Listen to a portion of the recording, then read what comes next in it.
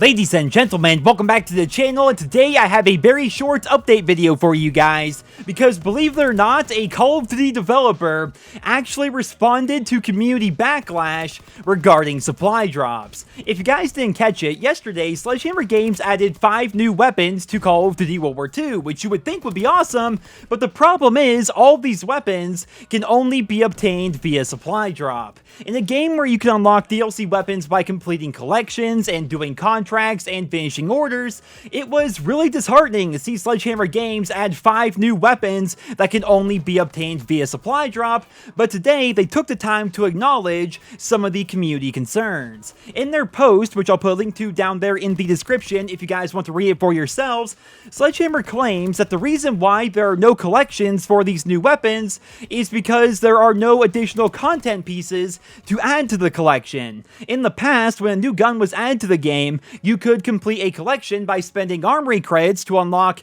calling cards and uniforms and other stuff like that, and once you unlock all the prerequisite items, you would then unlock that weapon. What Sledgehammer is claiming here is because there are no prerequisite items to add to the game, they decided to not put any of these new weapons into the collections tab. Now for me personally, I think this is a really poor excuse for not letting players directly earn these new guns. I don't know about you guys, but I could not care less about these stupid calling cards and emblems and weapon charms and everything else that I was basically forced to purchase in order to unlock a new gun. For me personally, it was all just a means to an end. I did not care at all about any of those items. Every item in the collection could be a picture of Michael Condrey flipping me off, and I wouldn't care as long as I got that new gun for a reasonable amount of armory credits. So basically what Sledgehammer Games is saying here is they could add the 5 new weapons to a special collections tab and charge 20,000 armory credits to just unlock each of them straight up,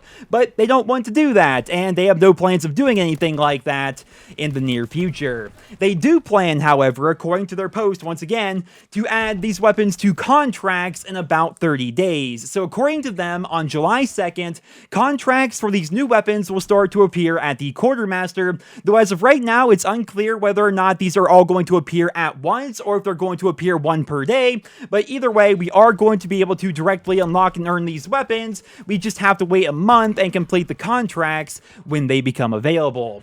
They will also be unlocking all of the old collections on July 2nd, though this will only be for a brief period of time. As of right now, we don't know how long this will go on for, but starting on July 2nd, everything from Winter Siege to Halloween Scream to Shamrock and Awe and Days of Summer and everything else, all those collections are going to be reopened, which means if you have the armory credits, you can use them to complete those collections and unlock those weapons, those outfits, and everything else. That's definitely some pretty good news, but it's bittersweet knowing that Sledgehammer Games could very easily add all 5 of these new weapons to the collection tab, but instead they're choosing not to. Either that, or Activision is telling them not to. We really have no idea at this point, and it's honestly hard to tell what's going on behind the scenes. I really have no idea between Black Ops 4 and Call of Duty World War II and what Infinity Ward was doing back with Infinite Warfare, then Raven Software with Modern Warfare Remastered. It's so freaking convoluted at this point. Every game is different.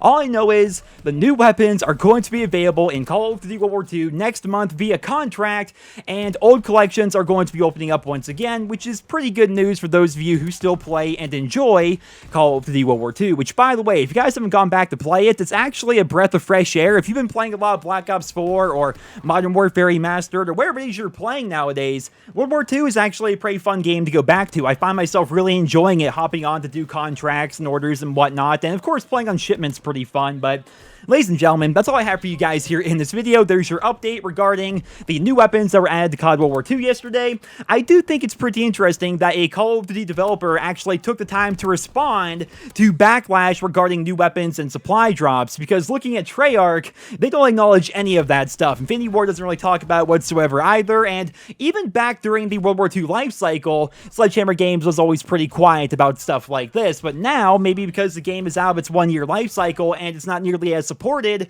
maybe now they're more open to talking about these kinds of things. I really have no idea, but still definitely pretty interesting, and I thought you guys would like to hear about it, which is why I made this video here today. But ladies and gentlemen, that's all I have for you guys. I hope you enjoyed the video. If you did, please drop me a rating. Thank you guys all so much for listening, and I hope you guys all have a wonderful day.